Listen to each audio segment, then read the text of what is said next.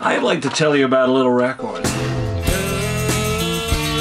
for Tuesday, one more day around United, packed up. 20 years ago, this summer, we finished up the finishing touches on our album, Hooray For Tuesday. And we hit the road to promote this record.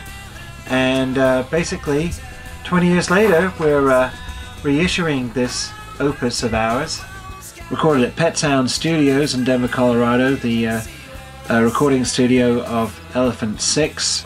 I started recording songs for the record actually probably as early as 96 on my 4-track, which is right here. In 96 and 97, I knocked out a bunch of demos. Some of them ended up on 7 inches, and basically Robert would cherry pick the songs that he thought would be appropriate for our first album. He was adamant that we should try and make sure that every song that went on the record was the best song that we could possibly sort of put forward.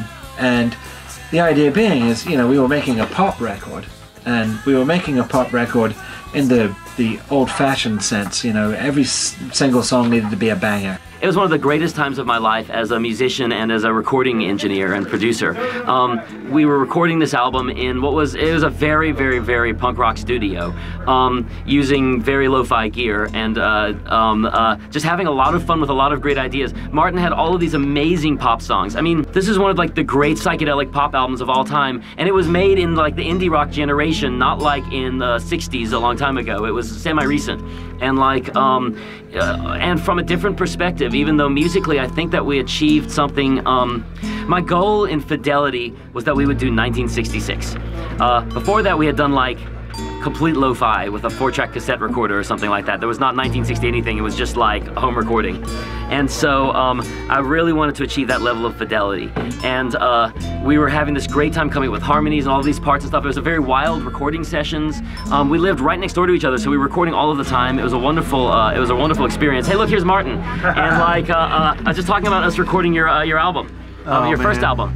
I don't know what to say. It was like one of the best times where a bunch of great friends who were basically living together were constantly trying to make this amazing psychedelic pop record that was kind of like both on it was informed by the psychedelic records that we were listening to from our parents' generation, but that was also coming from a different perspective. I think we pulled off a really great album. It's my favorite production that I've ever done.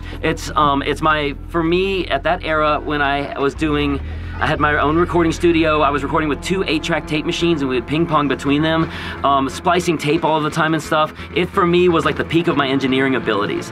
I don't know, it was a really great time, all these amazing songs. I mean, every song, just song after song is so good, they're so varied. Yes, this record needs to come back out. Anywho, these fools are gonna introduce this record this year, and we're adding a few bonus tracks with a beautiful double gatefold, and celebrating 20 years of Minder's music, because this was the first album that we ever released. We did do 7 inches to follow up this record, but basically this was our first full-length record, and we are very proud of it.